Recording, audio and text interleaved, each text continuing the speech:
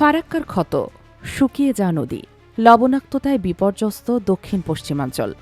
অবশেষে সেই সংকট মোকাবেলায় ইতিহাসের অন্যতম বড় জল প্রকল্পে চূড়ান্ত অনুমোদন দিল সরকার। ৩৩,৪৭৪ কোটি টাকার পদ্মা ব্যারেজে যে প্রকল্প বদলে দিতে পারে বাংলাদেশের নদী, কৃষি, সুন্দরবন এবং দক্ষিণাঞ্চলের ভবিষ্যৎ। দীর্ঘ অপেক্ষা, একাধিকবার পিছিয়ে যাওয়া আর নানা জটিলতার পর অবশেষে একনেক সভায় অনুমোদন পেল বহুল আলোচিত পদ্মা ব্যারেজ প্রকল্প।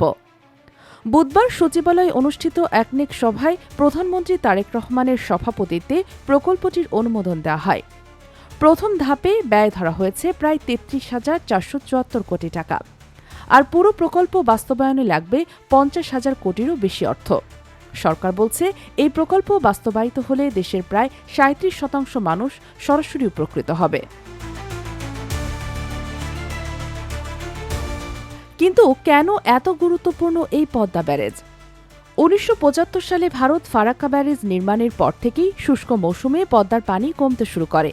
ফলে শুকিয়ে যাওয়া গড়াই, মধুমতি, হিসনা, বড়াল, ইছামতির মতো নদীগুলো দক্ষিণ পশ্চিমাঞ্চলে বাড়তে থাকে লবণাক্ততা। হুমকির মুখে পড়ে কৃষি, মাছ, সুপেয় পানি, এমনকি সুন্দরবনের জীববৈচিত্র্য। এবার সেই পরিস্থিতি পাল্টাতে পদ্মার বুকেই নির্মাণ করা হবে বিশাল ব্যারেজ। রাজবাড়ীর পাংশা এলাকায় নির্মিত হবে প্রায় ২.১ কিলোমিটার দীর্ঘ এই ব্যারেজ। থাকবে ৭৮টি স্পিলওয়ে গেট, নেভিগেশন লক, ফিস পাস, রেল সেতু, এমনকি জলবিদ্যুৎ উৎপাদনের ব্যবস্থাও। প্রকল্প থেকে উৎপাদিত হবে প্রায় ১১৩ মেগাওয়াট বিদ্যুৎ। শুধু তাই নয়, হিসনা, মাথাভাঙা, গড়াই, মধুমতি, চন্দনা, বারাশিয়া, বড়াল ও ইছামতি, এই ৫ নদী সিস্টেমকে পুনরুজ্জীবিত করার পরিকল্পনা রয়েছে প্রকল্পে। ড্রেজিং হবে শত শত কিলোমিটার নদীপথ, কমবে জলাবদ্ধতা, ফিরে আসবে নাব্যতা।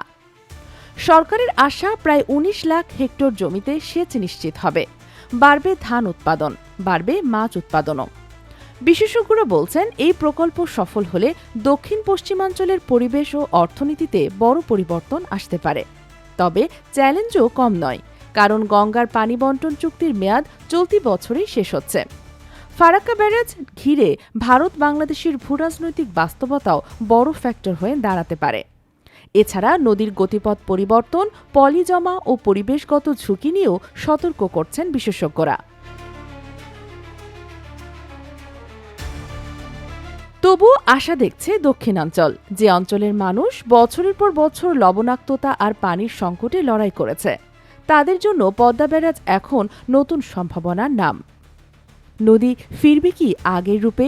বাঁচবে কি সুন্দরবনের জীববৈচিত্র্য? নাকি নতুন কোনো চ্যালেঞ্জ অপেক্ষা করছে সামনে? সময় দেবে সেই উত্তর। Sheikh Masuma, news desk, daily our Bangladesh.